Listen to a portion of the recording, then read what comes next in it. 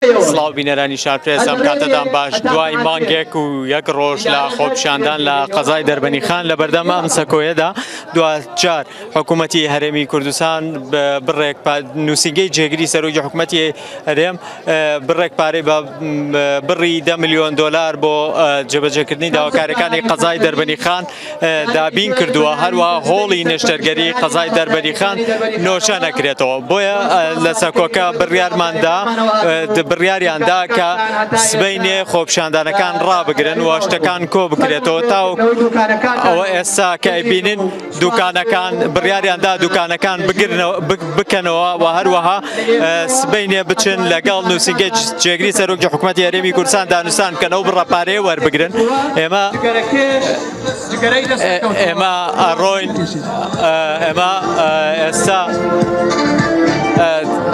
لەگەڵ دکتۆر حەکیم ئێمە لەگەڵ دکتۆر حەکیم قسەکەین. سڵاو دکتۆر، ئێوە سبەینێ چیەکەن؟ سبەینێ ئێمە شاندێک کە پێک دێ لە قایمقامی قەزای دەربەنی خان بەرپرسی بانکی دەربەنی خان لەگەڵ هەوڵەدەن داواکاری گشتیشمان لەگەڵ مەحامێکی پسپۆر لەگەڵ ئەم دەستە و کۆمەڵی خەڵکی تر سەردانی نووسینگەی بەڕێز کاقوبا تاڵەبانیەکەین بۆ ئەو وعد و بەڵێنەی کە پێدامانە کە 10 ملیۆن دلار تەخسیسکەن و بیخەنە سەر حسابی بانقی یا بیخەنە زمەی ئێمە بۆ ئەوی تەرخان بگرێ بۆ پرۆژەکانی دەربەنی خان. بەڵێ هۆڵی نەشتەرگەرەکە بڵێ هۆڵی نەشتەرگەرەکە و پرۆژەی ئاوەکە باشە. سبەینێ خۆپیشاندان بەردەوامە بێ لێرە؟ سبەینێ ئێمە لێرە تعلیقی خۆپیشاندانەکەین. خۆپیشاندانمان بۆ ئامانجە کردووە کە سبەینێ ئامانجەکە هاتە دەست بە دڵنیاییوەنە دوای ئەوەی واژۆکەتان کە خۆپیشاندان ئەوەی واژومان کە دڵنیا بووین لەوەی بەڵێنەکان پراکتی کراوە ناینەوە سەر شەقام. سپاس. بینەرانی شارپرێس ئێمە پێشتر لەگەڵ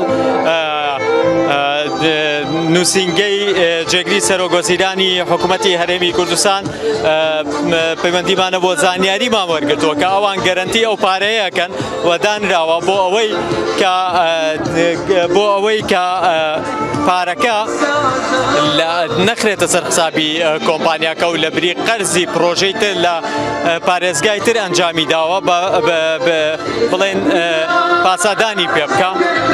لیژنەیەک لە دەربەنی خان دروست سەکرێ قایمقامێتی قەزای دەربەنی خان داواکاری گشتی نوێنەری خۆپیشاندەران کەسایەتەکانی کە دەربەنی خان کە لە دانوستانە بوون لەگەڵ نووسینگەی جێگیری سەرۆکوەزیران ئەمانە ڕۆنە نووسینگەی جێگیری سەرۆکوەزیران پارەکە وەرەگرن و سبەینێ لێرە خۆپیشاندان ناکرێ و بکە پارەکەیان وەرگرت و واژۆیان کرد بە وەرگرتنی پارەکە کۆتایی بە خۆپیشاندان هێن و ئەو داواکارەکانیشیان جێبەجێکراوە. داواکاری دووەمیشیان بریتە لە نۆژەکردنەوەی هۆڵی نەشتەرگەری دەربەنی خان ئەویش ئەمڕۆ ستافی بەڕێوەبەرایەتی گشتی تەندروستی سلێمانی هاتوونەتە سەری بۆ ئەوەی کارکردن بەردەوام بکەن و ئەمڕۆ لە دەستپێکا شوێنەکان ئامادە کرد بۆ ئەوەی دەست بە نۆژەنکردنەوە بکەن. ئەمە هەموو زانیاریانە بوون کە لە دوای مانگێک ڕووماڵ و خۆپیشاندان ڕووماڵی خۆپیشاندان و گواستنەوەی زانیاری لەناو خۆپیشاندانەکانی دەربەنی خانەوە بە شێوەیەکی هێمنانە و مەدەنیانە توانیان لەگەڵ نووسینگەی جێگیری سەرۆکوەزیرانی حکوومەتی هەرێمی کوردستان بگەنە ئامانج و دەستکەوتەکانی یان بۆ دەربەنی خان بەدەست بێنن.